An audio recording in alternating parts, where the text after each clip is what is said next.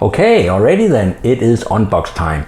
Today I have a new product with me, and this is the Yuneec, spelled U-N-E-C-C-E, from Electric Aviation, or rather Yuneec Electric Aviation.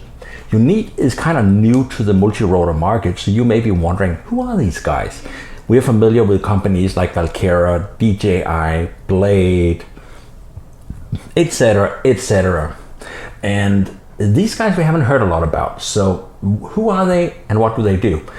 Yuneec company was started by Mr. Tian Wu, a Chinese gentleman that started a company to build electric aircraft. So they actually make full-size electric aircraft, or rather ultralights, that you can fly without a pilot's license, and some of them with a pilot's license. So they are familiar with building electric aircrafts that is safe and approved by the FAA. They make aircrafts that's very safe. Now they're moving and branching into the multi-rotor and the video multi-rotors in particular, and the Q500 Typhoon is their first product here. They also have a big hexacopter for a GH4 camera on the way, and as you know, I use GH4 cameras on my line M480 for filming commercial video. But this one is a consumer or prosumer property aircraft priced at about $1,300 or $1,299.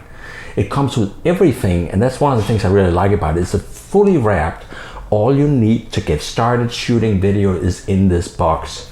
So let's take a look at it, and I should turn this around. I've already cut this out of the box, and on the front, of course, you see the aircraft. Let's turn to the back real quickly before we get into it. Here you see, I don't know if you can see that there, here's the aircraft. It comes with the video transmitter control system. You can see it there. It comes with batteries, it comes with a charger, and it comes with 2 sets of propellers. So even if you chip one, you should be ready to go.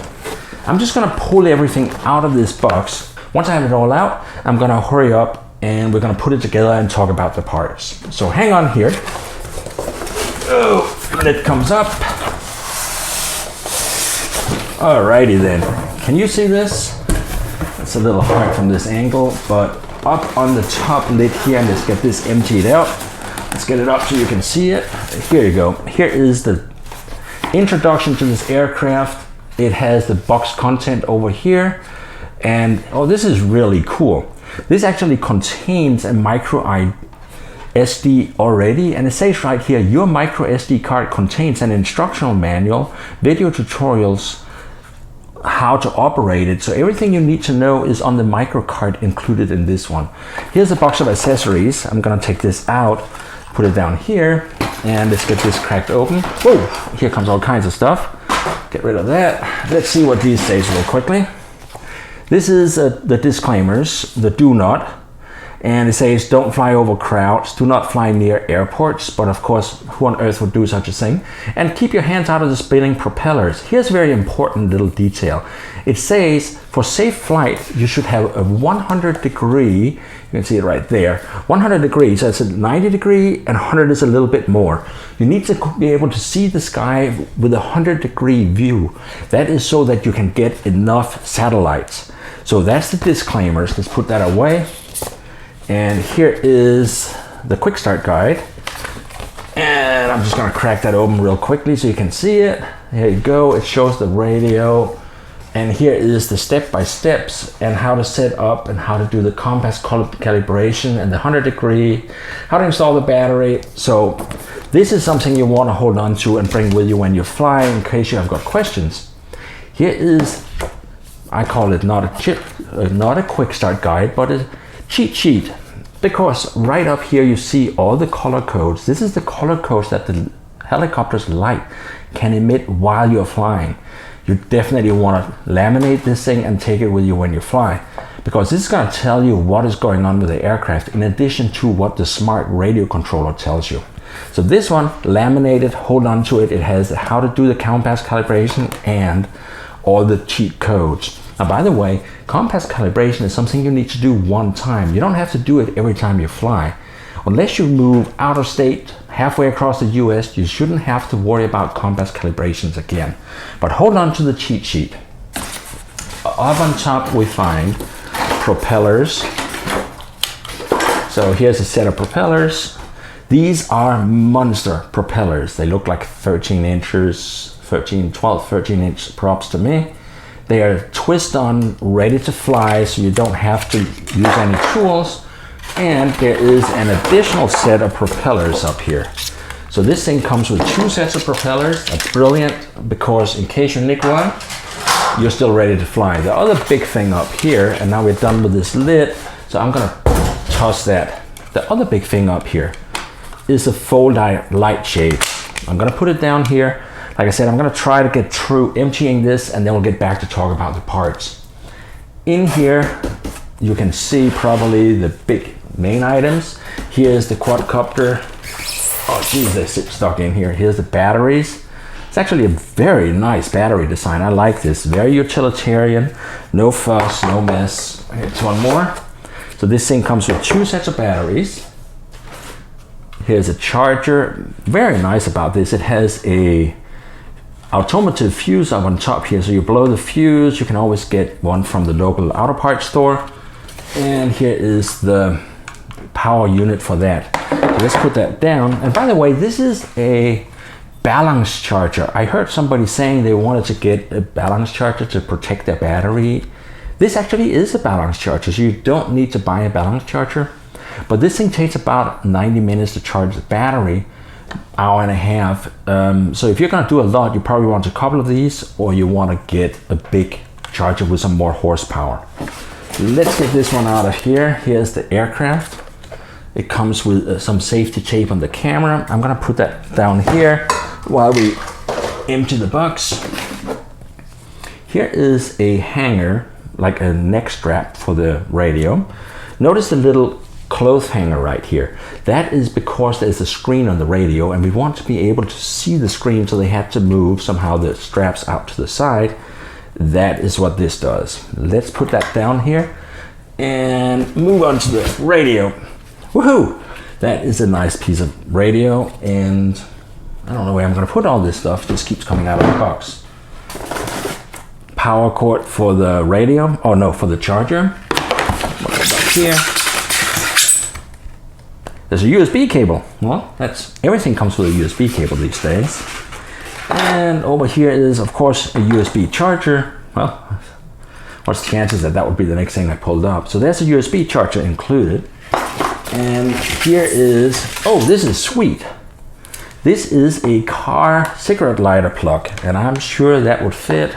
Yep, that fits right here to the battery charger. That is really unusual. I have been telling and saying for years, please include a battery charger for my batteries in a ready-to-fly kit. Yuneec, I think, is the first company to ever include a battery charger for my charger. So here is a car plug for my battery charger. So if you're out driving somewhere, if you're on your way for some road trip and you want to shoot video, this actually is ready to charge batteries in your car. Huge thumbs up to Yuneec for that. It's about time somebody puts a car charger or car plug into the kit. And over here is a prop pincher so that you can remove propellers that has gotten stuck on the aircraft. And that looks to me like we've kind of gotten to the bottom. That's it. All right, so here's our aircraft. I am gonna really quickly, like I showed you this one here, I want to finish up the charger, and let's take a real quick look at the accessories box. So get that open, get everything out of here. That's it. We're done with the accessories box. All right, this one we're gonna come back to. Here is the mandatory plug that you can actually connect to the aircraft right here, and you can update firmware directly from your PC. I suspect, as usual, it's probably no Mac app available, so you're gonna have to find a friend with a PC, but that's the same for all of these companies. There is a pair of pinchers. I have no idea what those are for. I suspect they might be for the memory card, because a couple of people have mentioned it was hard to get it in. And here is a little That's interesting. All right. I think that's for the charger. Let's see if we can get that to fit the charger. Okay, so that fits right in up here on the charger. This is a little short. It's basically a balance tap extension kit. And the reason is because here's the battery from Yuneec. And unlike most new batteries, it doesn't have an on-off switch. And I actually like that because other batteries, like here's another one I use, you have to switch it on and off, and then you have to push this button, and then it tells you how much power is in the battery. But that makes the battery more expensive. It's a more advanced and complicated battery. Yuneec have chosen not to do that. You can see it has two main plugs right here, and it also has the balance tap. So basically I figure, let's take a look at that. This here should go right in here. So you plug that in, and the next thing you do is, of course, plug it into the wall or plug it into your cigarette lighter, and about 90 minutes later, if it's completely empty, you should have a full battery. And the Yuneec is advertised to fly 20 to 25 minutes. It may. In my experience, I've been getting 18 minutes with a little bit of wind outside before this thing starts blinking, and you get a big warning on the remote. So that's the numbers I have been seeing. I'm not saying they're right or wrong, I'm just saying that's what I'm seeing. And honestly, 18 minutes and a bit of wind is a very respectable number. The more wind there is, the more the aircraft has to tilt, which also means it's sliding downhill rather than hovering. So that's always going to cut down the flight time. Let's get this out of the way. That is something. Look at that little thing there. It's basically a little pincher. And I do believe that belongs in the back of this aircraft, because uniquely, right here, this is a push button opening. So you just push it and it comes open. You push it to close. It's kind of like a kitchen cabinet. And right up here, I don't know if you can see it, is one of these. So they're basically giving you a spare lock for the battery compartment. And also down here, if you look on the underside, here is the status light. It comes down a bit so it can be seen for all directions. And right in front of it here is the on-off switch. So you slide that over and now it's turned on, and you just wait for it to say it's ready and you slide it back off. So that's the main thing on it. Now let's turn this around and look at the camera. I'm trying to get this a little closer to you. This here, let's peel these things off. It's all this, I was gonna say red tape, but this is all yellow tape. There. And on front of the camera here is a little thingy thing, protective film, get rid of that. So now the camera should be, now the cool thing is this comes with a lock shape here. So you have to remove this before you're flying. Now the camera can move freely. And this is what's called a yaw dampening camera. That means when the aircraft goes like this, when it pans right and left, the camera is gonna stand still and just dampen that movement. However, it is not intended for, some people want to be able to pan 360 degrees. This camera is not intended for that. And it yaws a little bit, but it doesn't yaw too much, so it keeps the feet out of the picture. So the way you pan a picture is basically by turning the aircraft. Now let's get here is the little back with the memory card. Let's get that out of here. And you should probably start out with emptying this memory card to make sure you have a copy of the instructions. So here's the memory card. It is 8 gigabytes. And I heard some people and reviewers have been putting the card into this ventilation slot up on top here. Take my word for it, that's not gonna work. Instead, you have to turn this so you can see it kind of from below. And I think you can see that here. And here is, it says the memory card slot. And the card goes in this way, so you just kind of tug it in. And it has to, there. So there it is, I push it in, and you push it in until it clicks. To get it back out, you push it again. I like to just push the thing on its tail so it stands like this. Now the camera has a memory card, we can put it back down, and let's turn it around and install a battery. The battery goes on the back, and remember, this is where we have the kitchen cabinet opening, closing the door. And grab one of these batteries. You can see there's 2 pins here, and if you look in, way in the bottom, you can see there's 2 pins there also. So we're gonna have the label up, and this comes in, and we just kind of push it. There, it's in place, and we push the push button until it clicks. So now this is kind of ready. Up on top of the next thing we need to look at is propellers, and on top we have some warning things here that shows a hand and red stars, so it probably means hurt. Be careful, there's big moving propellers on this aircraft. I'm gonna take these things off. Let's finish up the camera real quickly. And over here, you can see it has a clip switch, or it has a push button up on front, and it has a cable connected right here. There is a little quick release on this cable. You need to push that in, and then it comes out pretty quickly.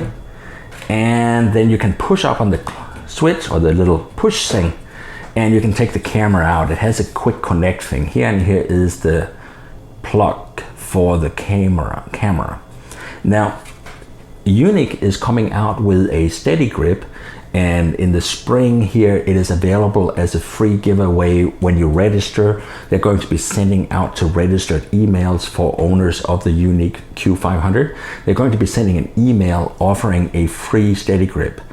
The steady grip basically clicks on here, it goes underneath and has a flat plate, and you plug this into the steady grip, and now you can shoot video while you're skiing, skateboarding, etc. by simply holding the camera on the steady grip and put an iPhone or an Android phone on top to use as a screen.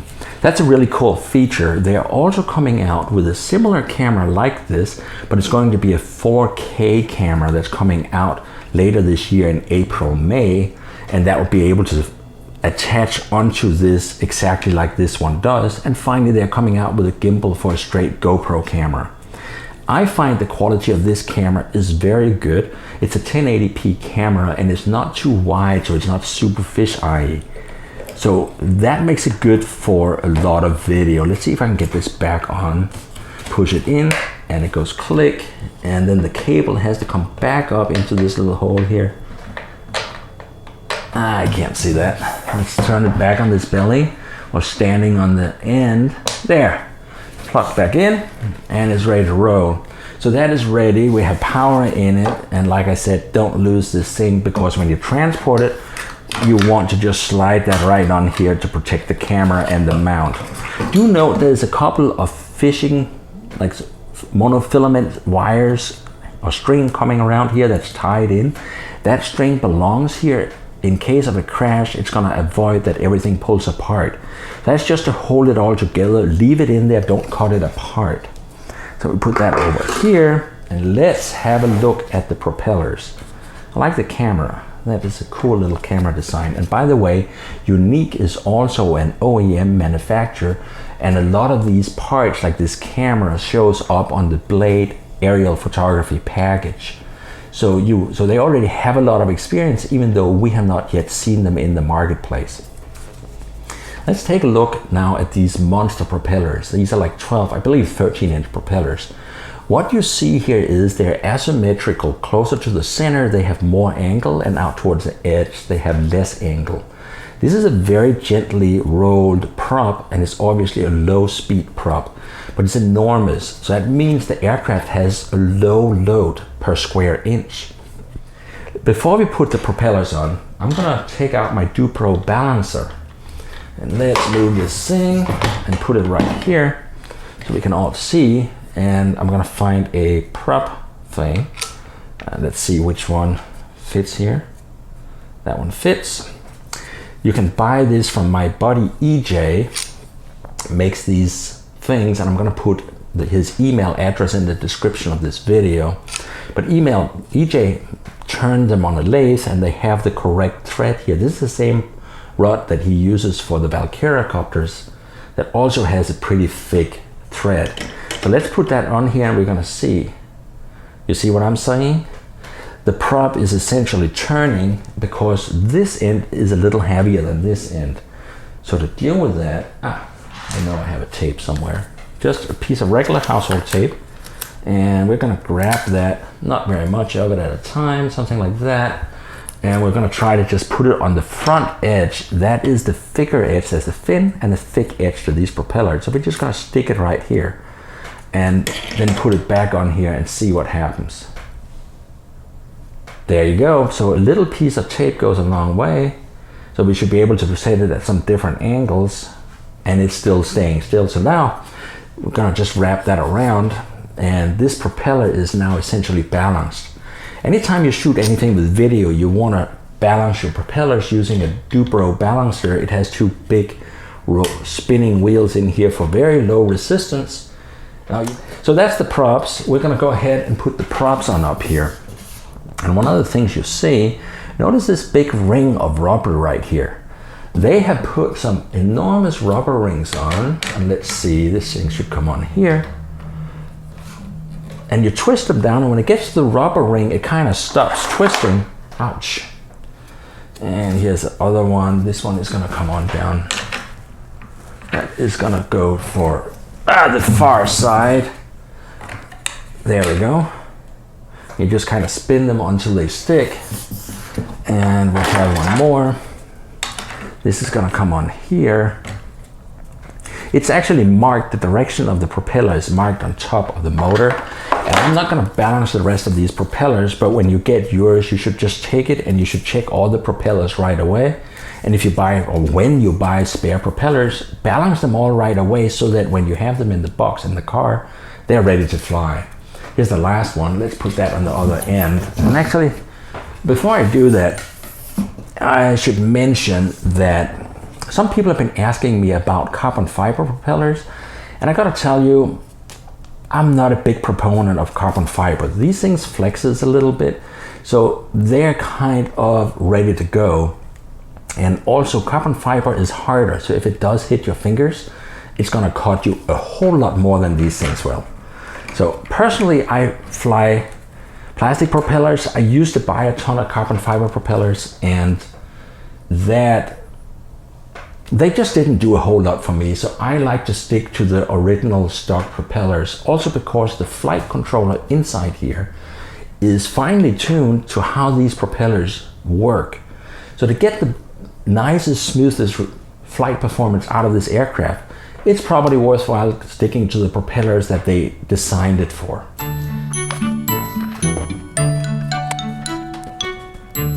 Now, remember we looked at this a minute ago. What I was telling you is sometimes these props really get pushed on there because the prop is spinning, and if you do fly into a branch or something, it's gonna push the prop really hard onto the motor. This tool is actually very cool. What they have included is a pinch tool that we can put on here. And with it on here, I can now, let me put this down so you can see it better. There, so by pushing it on here, on the motor, I can push down on that, and now it's very easy to release the prop. I can just kind of release it here, take this off, and now the prop is released. So it's a very fast way, or very easy way to release the prop if you do manage to run into something with it. Always check the props, and if these props are nicked by anything, or if you hit a branch or something, make sure you balance them again, because if the balance is off, the aircraft is going to vibrate, and that's going to mean you're going to get jello from your camera.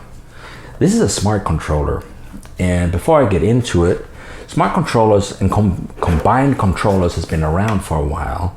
Here's one that Hubsan made for their original X4 little video aircraft. It has a big screen up on top, and then it has some buttons that can do things.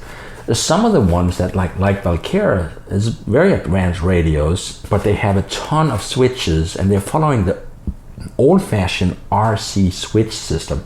Switch 1, 2, 3, 4, 5. You better remember what switch number 15 do, because if you don't, you're standing there. So I actually have a cheat sheet. Remember that this switch is for flight mode. My return to home is here. I always try to put return to home on the shoulder. So I use a little cheat switch with the advanced radios. Now, done with that, let's crack this open. By the way, it says that removing this sticker means the operator have read the instruction manual and agrees with the precautions. So they're basically saying once you remove this, you're on your own. If you're flying away that's not legal, it's not their fault. I can't help with that. Each one we have to make our own choices where we fly. It's not really their business. Let's look at this. This is a very pretty little radio. On the one side here, that is probably a video out, and here is a USB plug. That's really unusual. But basically, we have the charger. Normally there is a other kind of charger for this, but this actually uses a USB, so you can charge this radio from your laptop or from the USB power outlet in your car. It's kind of nice, but it's also very unusual. So that's why it came with a USB cable and a USB charger. Let's take a look in here in the battery compartment. Here is a 3.6, that's what's called 1S or 1 cell. There's a 3.6 battery in here, and there's also a micro SD slot down here. It doesn't say what that micro SD slot is for. However, I'm guessing that's for updating firmware in the future. I have removed the props because I'm sitting inside and I don't really want them to spin up and hit me in the head while I'm sitting here.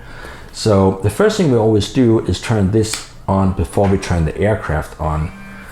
And it's making all kinds of sounds.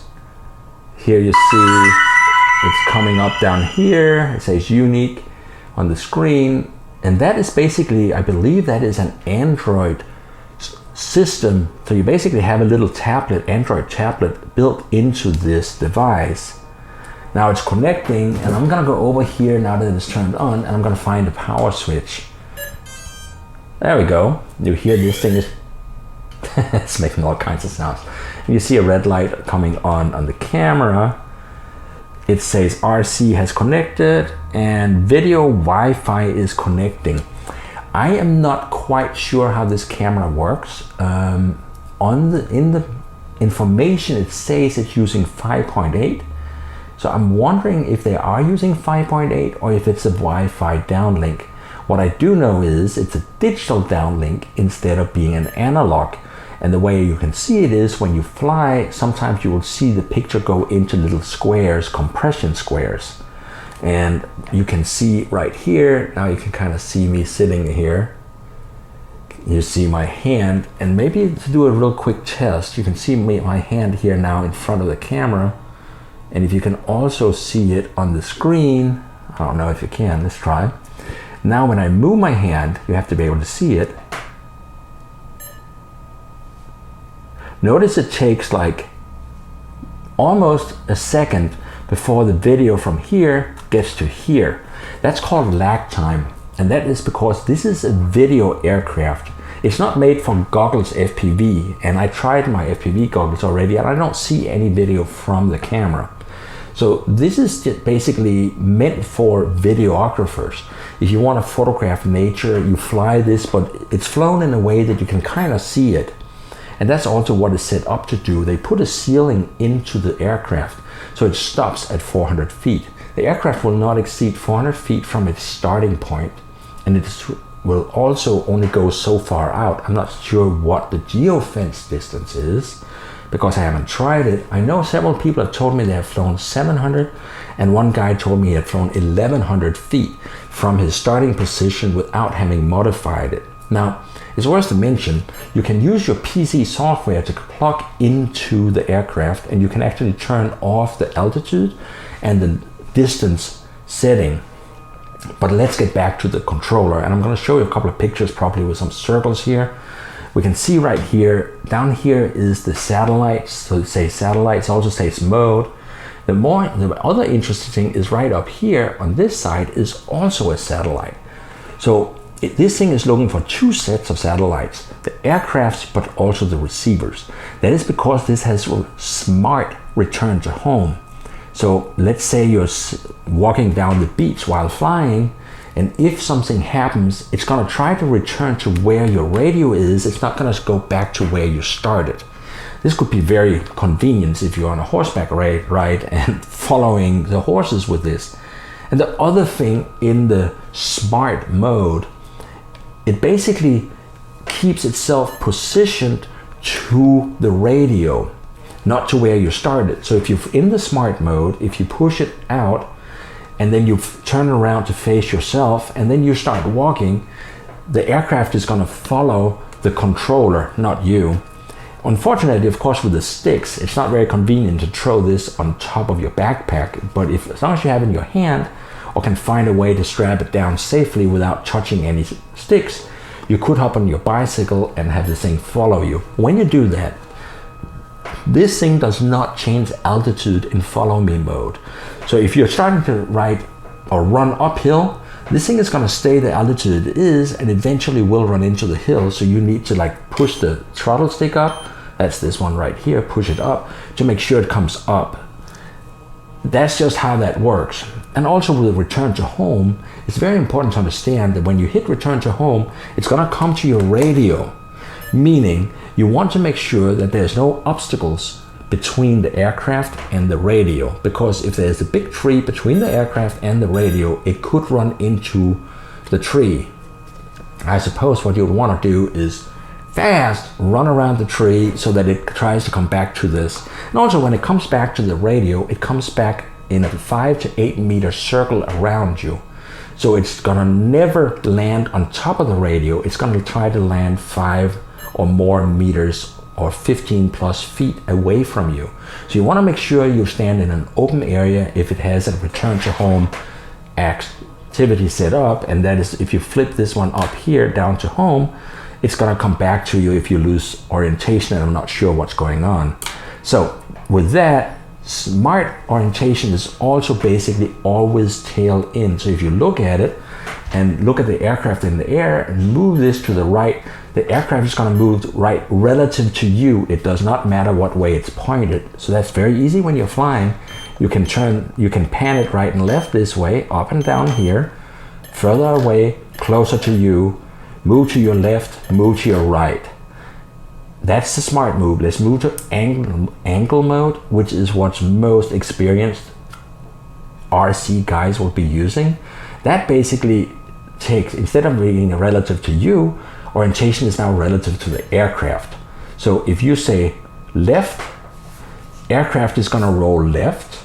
If you push the stick to the right, aircraft is going to roll to its right, not your right. And push the stick forward, it's going to go forward. That means, of course, if you're filming yourself in angle mode and push the stick up, it's going to come towards you. That's very different from the smart mode, where if you push it up, it's going to move away from you. In angle mode, it's not moving towards you or away from you, it's simply moving in whatever direction the nose, the orientation in angle mode is based on the aircraft's orientation. Forward, backwards, left and right movement from the aircraft's perspective. Now the other great thing they did here is, up on the corner here, that is take a picture. You heard that click? And you can kind of see I took a picture of myself right there. And on the other side is the start stuff for the video. So let me start the video. Do you hear that? I'll do it again. There you go. And so on and off video, and it shows when it's running, there. When it's running, it shows a red dot down here on the screen. That red dot tells you how much you have recorded and that it's running. You can also see, if you look right here, you can see this blinking blue and green. Now, over here on the left side of the radio, you have the controller. Notice how the camera is now looking down, and I push it back up, and the camera is looking back up at me, and you can kind of see me right here. And so that's the camera is rolling. On the other side is this great controller. It is the turtle and the rabbit mode. Right now it's on rabbit, and I like it in rabbit because even in rabbit it is slower than a typical multi-rotor. But if you put it down to turtle, is great for really slow, smooth moves, and also if you're a new beginner, put it to turtle mode until you get comfortable with it, because it's going to move very slowly and very smoothly. So this is an aircraft that really does not get away from you. It's very easy and very predictable. And I did a test with it the other day. I just basically took it out. I wanted to test fire it and see how it flew. And I turned it on. And to turn this on, like I said, first you turn the radio on, then you turn this on, and then you wait for it to say GPS ready. And so this says ready. It says mode is smart mode or angle mode. So let's leave it in smart mode. Now, when you're ready, you have propellers on it. It's outside. And also make sure that your controller here sees at least 6 satellites, because that's how it can find its way home. Then all you do is just push the button down. And as you can see, the motors have now started. If there was propellers on here, it would be dangerous. Now to stop them again, I'm just going to push the same button, the start stop button. So you don't need to have a special or like selection of.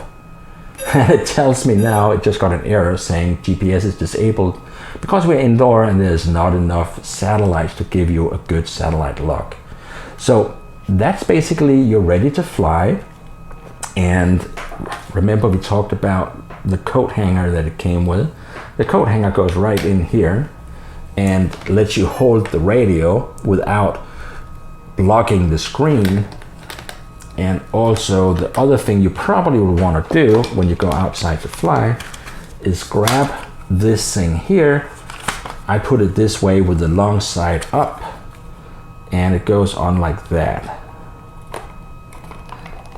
There you go. Now you can much easier see. Notice even inside here, it's much easier to see the screen right now. You can see all the details. And down the bottom left corner of the screen, if you can see it, you probably can't. But down the left corner is the distance and the altitude. It will tell you how far you are away from the radio controller, and the altitude will tell you how far you're up. Remember, FAA says do not fly less than 5 miles from an airport and do not exceed 400 feet with a Model RC aircraft. So that is a hard rule that they really don't like to see broken, and I'm just telling you. And on the other side, in the bottom left corner, it gives you the exact GPS location of the aircraft. It's very convenient. If you ever crash out, grab your cell phone, take a picture of that location, because that's the location where your aircraft is. And that's where you're going to start hiking to. But as I wrap up, I really should mention also, there's systems menus down here on this Android system. Settings, and you can pair it with a different model, you can pair it with a different camera. So this is also has a touch screen here. Whatever you do when you fly, don't fondle the screen too much, because you don't want to accidentally change settings. But generally speaking, Yuneec has really tried to make this thing protect the pilot, to avoid that the pilot accidentally make choices in flight that's going to affect the quality of the flight. And they've done a very good job at that. They have eliminated all the typical mani switches for a few ones you need. And that I think they made a lot of good choices. It's obviously a aircraft for two types of people. If you're a beginner getting into aerial video, this is highly recommended. The price at $12.99 is right, and it's also easy to fly. You can use the speed button here to change how fast this thing operates. It's not going to get away from you. This is really the easiest flying aircraft out of the box I have ever tried. And the other group of people that's probably going to like it is kind of like me. You have been flying a lot, fly a lot of FPV aircraft, or you're a good RC pilot already, but you want an easy, no fuss video aircraft for using to take some pictures of friends surfing, mountain biking, etc. This is the ticket. It's easy. There's nothing to it. Charge the battery, plug it in, put it in the air, and you're shooting video without jello with a 3-axis gimbal. So that it's easy to get into because you don't have to mess with it. There's nothing extra to buy to make it work, and that's what I like about it, because almost everything the last couple of years, we had to buy this, we have to get this, then we had to tune that, etc., etc., etc. We always was doing something to make them work. This thing out of the box shoots video, and that's what sold me on this. Well, that's everything I have to say about that today. I'm gonna charge the other battery, or charge both of the batteries actually, and then I'm gonna take it flying. I'm planning to go flying with my buddy Keith over the weekend and try to video some motocross motorcycles, and we're gonna get some videos showing you this in the air, and also you're gonna be able to see what the quality of the video coming out of this camera is like. And finally, I'm gonna upload a couple of clips directly raw out of the camera that you can download unedited, so you can see and you can play with the video yourself. So stay tuned, check out my blog at fpvguy.com, and also click and subscribe, as we have got more reviews coming, and we'll have more flight videos with both this and many of the other aircrafts I fly routinely.